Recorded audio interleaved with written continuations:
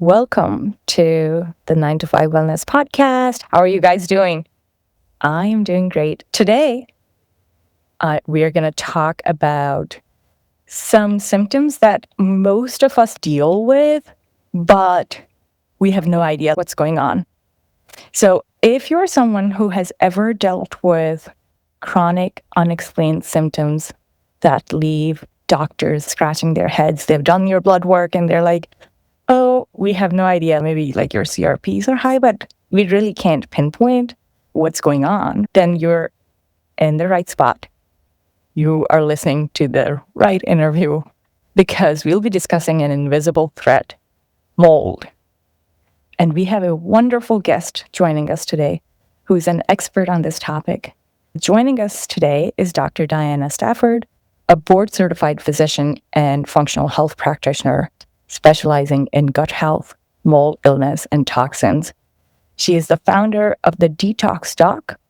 We are so fortunate to have her on the podcast. Welcome to the show, Dr. Stafford.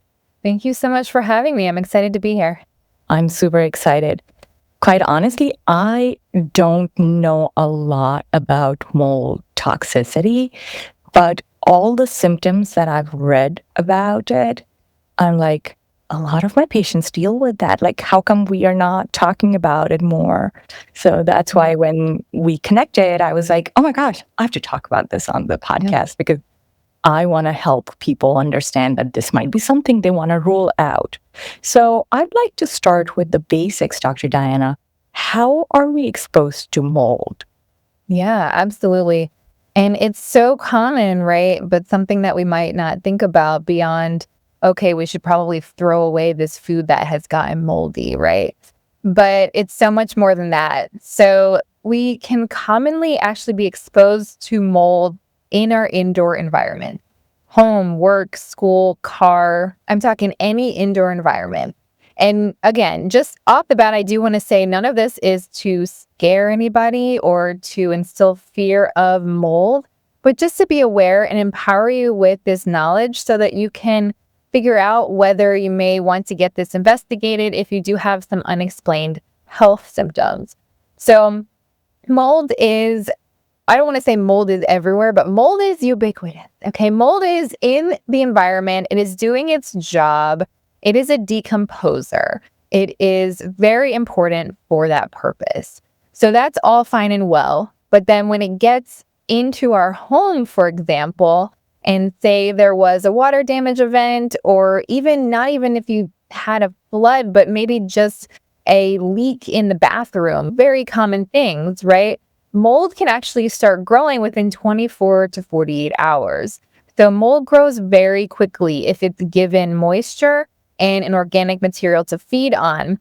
For example, dust, drywall. Mold loves drywall, and a lot of the building materials we now use are actually very good food for mold. So there's a lot of different types of mold, and some are more toxic than others, but it's a whole different, there's a lot of different types of mold. But it's not just black mold that we need to be aware of. It's all the different colors of mold, because not only black mold can be toxic, other molds can be toxic as well. So we have this fuzzy mold, right? That's not actually the issue for health so much. Oh, really? The one that we see on our fruit and stuff, like especially when berries go bad. The components of mold that are actually an issue are the microscopic ones that we don't see, that we're breathing in. Yes, don't eat moldy food, right? But the components of mold that can actually circulate throughout our bodies are those microscopic components that mold puts off. For example, mold toxins, which are called mycotoxins, myco being the prefix of mold. So mycotoxins are a secondary metabolite. They're produced by mold whenever their mold perceives a threat. Like many times there's multiple kinds of mold. It's like a territorial defense mechanism. They put off mycotoxins. The mycotoxins can be in the air. They can be on any dust you have or anything like that. And then we can breathe them in, and we can take them in also through food. So we get exposed to some mold from being outside, but can be exposed to a lot of mold inside as well. And then this mold, the mycotoxins and the other components of mold can actually circulate throughout the body. And then it can cause inflammation and it can actually affect all the different body systems. So not just respiratory, like people think, oh, mold, you can be allergic to mold. And that's very true. And that's usually where conventional medicine will stop right there. They'll just say, okay, well, mold, like if you're allergic to mold, then that's a problem, like avoid mold. But that's usually what they say, which is sad but true. But it's so much bigger than that because that's the spore problem. Like mold spores are what make the mold colonies, but that's a spore problem with the mold getting into your respiratory tract.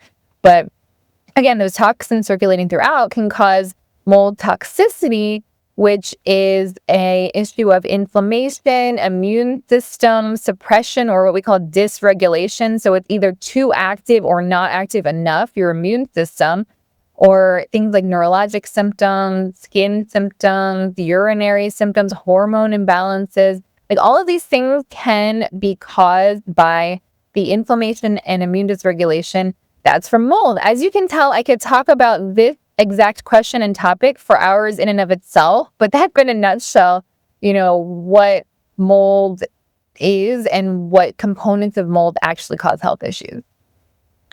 Wow. Yeah. And from the symptoms that you're mentioning, like a lot of people have that. Yeah. And sometimes, they don't know what's causing it, or like we're trying to figure out the root cause. And a lot of times, like we're lost. No wonder. So I have a question for you, Dr. Diana, because I've noticed this in a couple of people I've worked with that, like, people in the same family, same household, like this person has mold toxicity, but then the rest of the family is fine. How's that possible? So there are a few different factors. So one is genetics. So about 25% of people have some HLA-DR, HLA-DQ genetic variant that make it harder to detox mold toxins from the body. And so they can get stuck in that chronic inflammatory response syndrome or CIRS cycle with mold toxin and mold illness. And then there's a lot of different terms that we use, but those are just some of them. And then the other factors that I find being very contributing to this, being very important here, are the state of your gut. For example, if a person has a history of a lot of gut issues, then taking a lot of antibiotics, there are things like that, and then goes into a moldy environment, mold will wreck the gut. And then the gut really rules it all, like gut-brain axis. So we've got neurologic stuff going, brain fog, fatigue, all of that. So any history of gut issues, the state of the nervous system. So if someone has pre-existing anxiety or a lot of traumas that they've had in their life, then going into a moldy environment may have more effect on their body than if not. And then the other thing is stacked exposures, because mold exposure can actually, so it affects your body acutely, but also chronically. Like even if you move out of one moldy place, if you then proceed to move into several other moldy places in succession there, then these effects can add up over time. Even if, husband and a wife, for example, like they may have similar gut status or nervous system status, but then if one of them has lived in, as a child lived in a moldy basement or something, then that would add up onto their current exposure. So there's a lot of factors, but those are some of the main ones. Wow. I had no idea that mental health would be also related to mold toxicity. So you also mentioned, and I want to dig a little bit deeper into this, that there's a connection between toxic mold and GI distress. So what are we talking about as far as GI symptoms and then the impact it has on our gastrointestinal tract? Yeah, research shows that mold toxins are actually directly toxic to the gut lining. So We can swallow them from the air exposure, or we can take them in through foods. There's a lot of foods that actually may have mycotoxins in them even if you don't see mold on the food. For example, a lot of grain products, especially corn, which is the grain, and things like coffee are very much known for mycotoxin contamination. Things like dried fruits have a lot of nooks and crannies where you may not see that there's some mold or mycotoxin contamination. In ultra processed food, there's a lot of more risk because they've been around. There's so much longer of a supply chain there, and they just have much more of a chance for contamination along the process. So, gut, you can take them in through food, again, food or environmental. And then the toxins are directly toxic to the gut lining. So, again, there's a lot of different mold toxins. So some are more toxic to the gut than others. So I see a lot of people with a toxin called citrinin, and that's really toxic to the gut lining, or DON is another one. There's a lot of them that really are especially toxic to the gut lining. And then they can cause or contribute to leaky gut or increased intestinal permeability, where then you get an issue of these molecules of your not fully digested food are getting through the gut lining and getting into your capillaries, getting into your circulation, and also irritating your immune system, because that is interfaces right there in your gut lining as well, and also irritating your brain via the vagus nerve, so bidirectionally from gut-brain axis. So it really has far-reaching effects when it comes to the gut. Yeah, I want to highlight, he just said something like the gut-brain axis going up and down, that not only are you going to experience gut issues, but you probably would have a brain fog, or you might be feeling like, oh, you can't focus for too long, or you're tired, or fatigued, as in mentally fatigued. And I see that a lot of people who have mold toxicity, they have those symptoms, but again, they're probably thinking, oh, it's because of the work stress, or it's because of the kids, or it's because of I just have too much on my plate. But it's all connected. I want to talk about respiratory issues, because normally we would place anything with like mold because we are thinking, oh, we're breathing it in. So it's mostly the tract from respiration. So people would tell me they had asthma type of symptoms, or they had chronic sinusitis for years before they were like diagnosed with mold toxicity. So how is that connected to mold? Yeah, absolutely. I see a lot of sinus issues, especially like you're saying, the chronic sinusitis, or people who are just always congested, always have a postnasal drip, or can have the seasonal allergies, but then they're not seasonal anymore. They just never go away. So if you have seasonal allergies, but then they're not really seasonal anymore, then definitely consider that it may not be just some one type of tree or whatever that you're reacting to. Because the mold spores can get into your bronchioles and things like that, but then your mycotoxins, they then can go across into the circulation. So those respiratory exposures translate into the systemic exposures as well.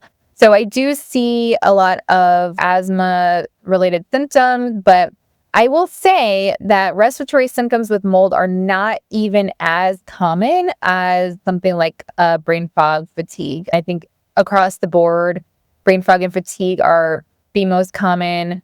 Almost everybody with mold toxicity, or mold illness, as I like to call it, deals with some degree of that.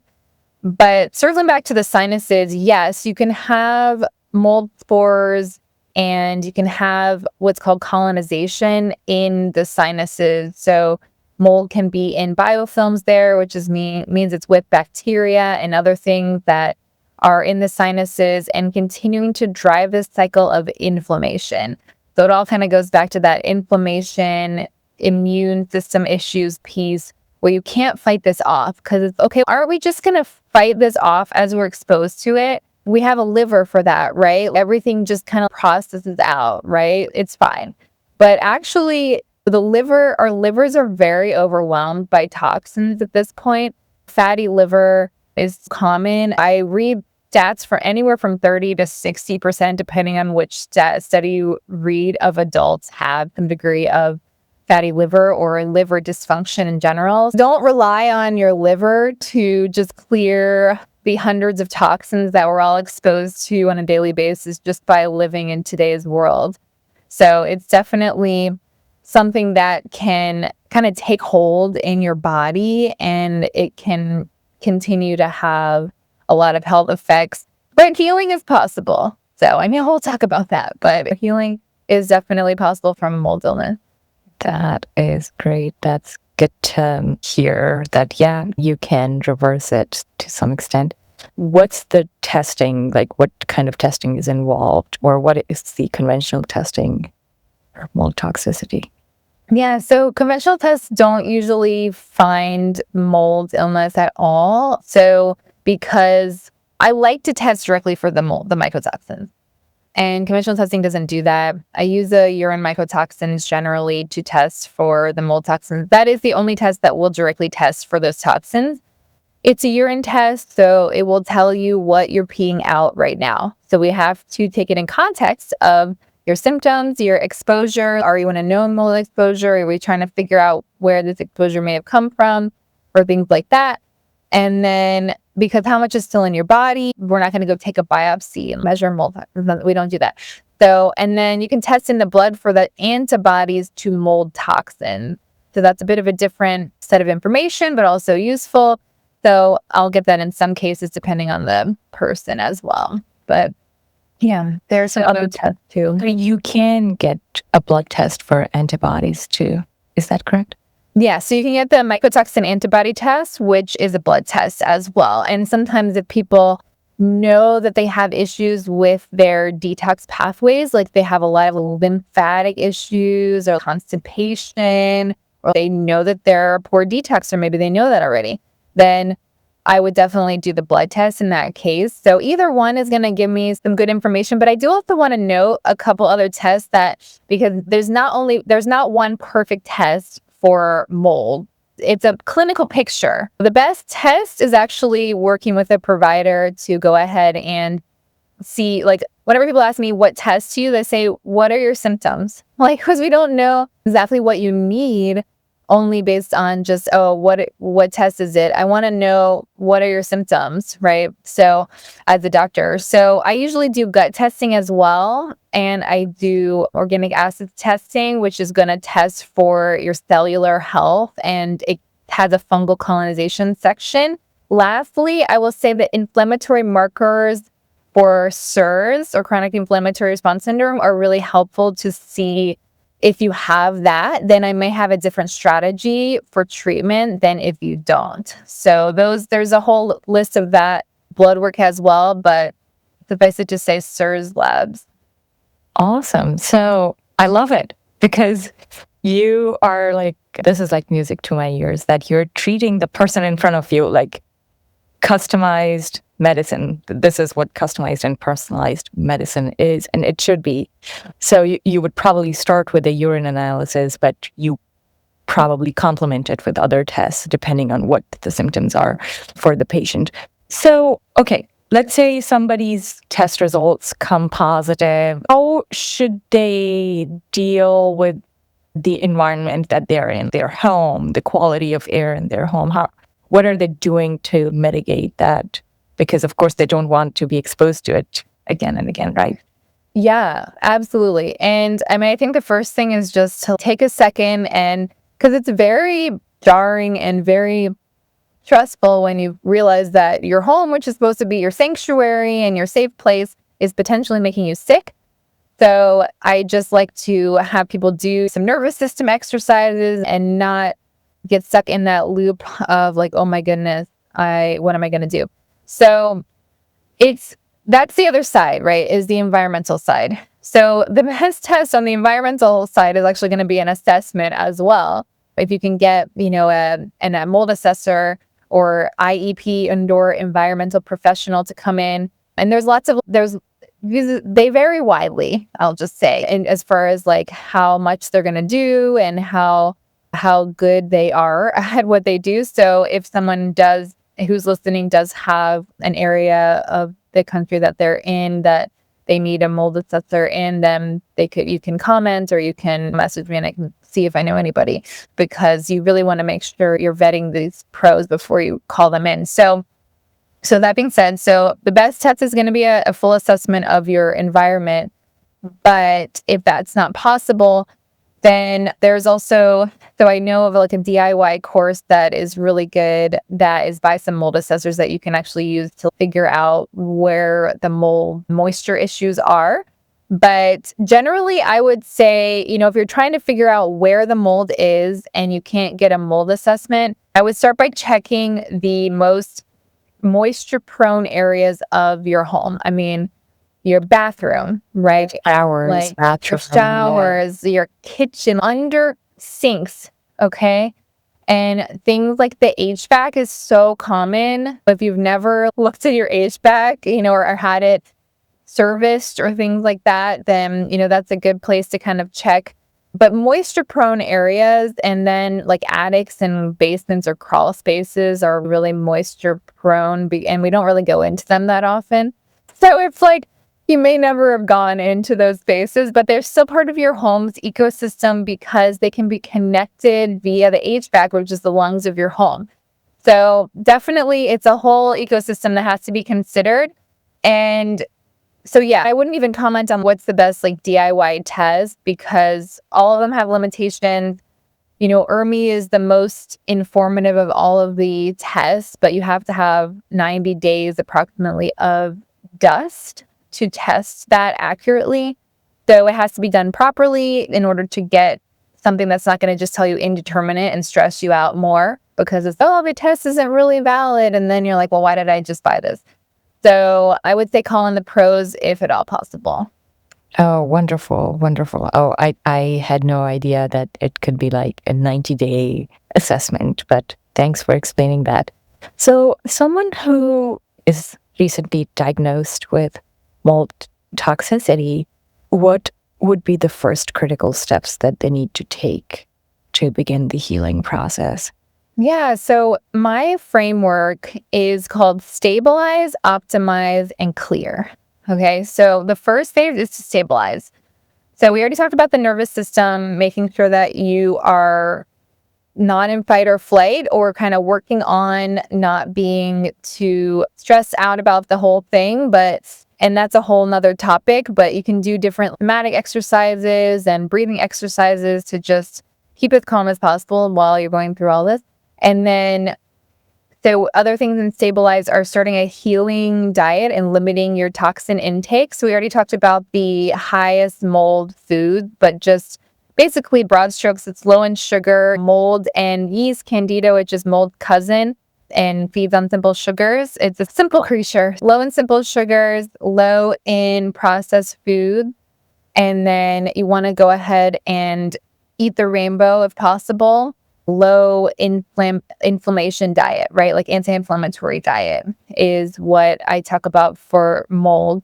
And then as well, if someone has gotten tested and already diagnosed with it, then hopefully they're working with a practitioner. But just to underscore that, working with somebody who understands mold, who's mold literate, like mold literate practitioners, there's a list of that I'm on, and hundreds of practitioners who are literate in mold and can help you. And then just there's supplements that I use to help with mold illness and to clear those toxins and to cut down that inflammation. So just some of the big categories of supplements are going to be gut stabilizing and gut healing supplements. Okay. And then things like zinc carnosine, things like aloe, things like that. And then some of the things that help with bile flow, because toxins often contribute to bile sludge, and they often cause you to have issues with the detox pathways or elimination. Like you can have constipation or diarrhea, it can go either way. So making sure that your bile is flowing well. So bile movers are helpful. And then things for energy and things for toxin mobilization, and also binders. Like when we think about mold, a lot of times if you look up, like, what do you take for mold, right? It's going to say binders. And that's a huge category of supplements and also some prescription binders that basically mold toxins, like I said, are circulating throughout your body or can be and causing more and more inflammation. But if you bind them, then they actually get out of your body, like you can eliminate them. So I use a lot of different binders for mold. Some binders bind different mold toxins with different efficacies. I'll tend to have a strategy where I'll use a combo binder or multiple different binders because generally there's not just like one type of mold that someone has been exposed to. So yeah, a lot of that is tailored to the person, but we stabilize and then we optimize, which is like opening the detox pathways, making sure we're having regular bowel movement, and if we need to do any lymphatic work or anything like that. And then to clear the toxin with that combination of mobilization, things like glutathione, things like that, and binding. So it's not one thing. It's going to be a whole process. And I like to work with people for 6 months if possible, because we can make a lot of progress during that time. But sometimes it takes longer. Lyme disease is common with mold. So sometimes there's that to deal with also, or like autoimmune issues or things like that. Or there's layers that we peel back in a lot of cases. So it can take a long time. And then the other factor is, are you still being exposed? Because if someone is in a current mold exposure and is constantly breathing in toxins, you really can't out-supplement your way out of that. So I don't even do the 6-month programs of people who are still in an active mold exposure because it's going to be a waste of time, money, energy for them. So definitely, there are things you can do if you're stuck in a place that has a lot of mold. You limit your exposure to, if there's one affected area, can you limit the access to that area or your interaction with that area? That's ideal. And then air purifiers help to get those toxins down. Dehumidifiers help because mold, again, is a moisture issue. And then some supplements you can take during that exposure, and some are too much, like for the body. If you have all those inputs already, and then you don't want to add like 15 supplements onto all of the stuff that your body's having to deal with in an active exposure. But things like limiting your toxins in food, that, of course, you can do that wherever you are. So there are definitely a lot of things a person can do if they are currently stuck in a place that they know has mold.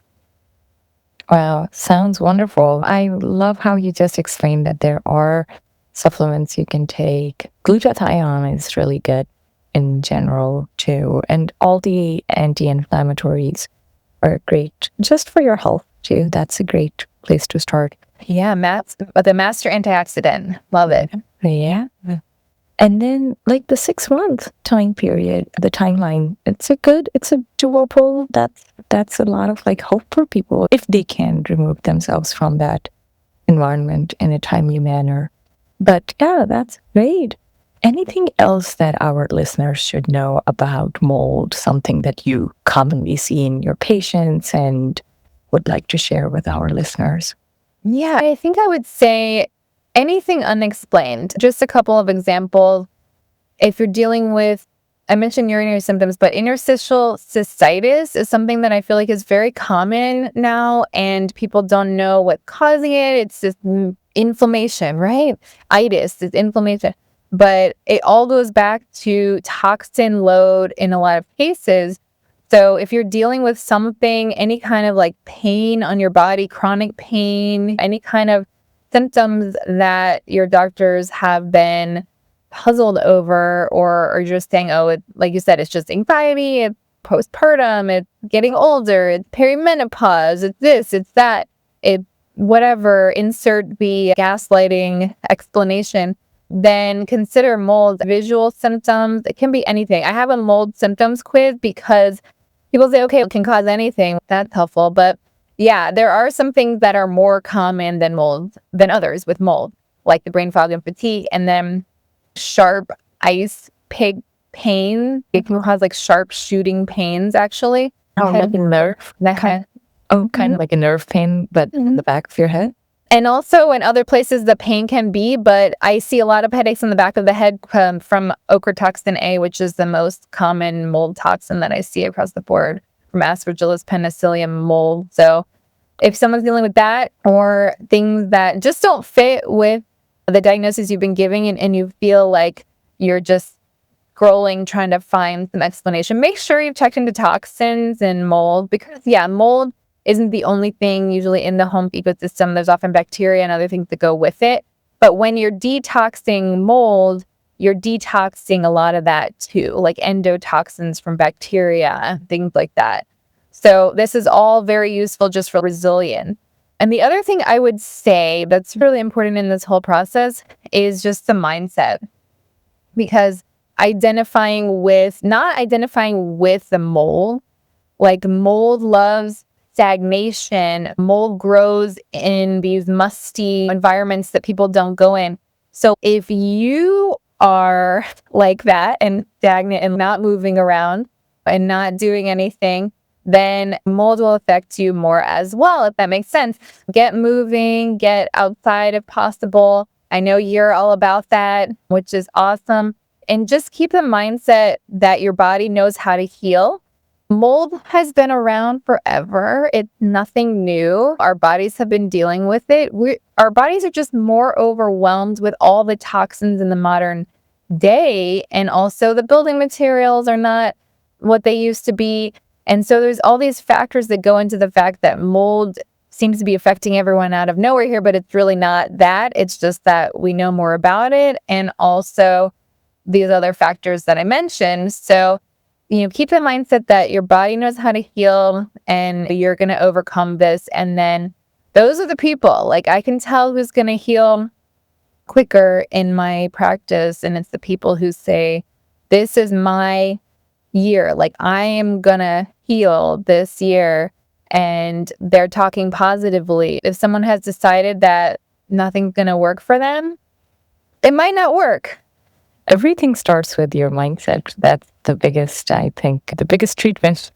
Absolutely. I don't even have to do that, but I can tell off the bat if someone's mindset needs work or if we're good on that front. Yeah. No, I'm so glad that you brought it up.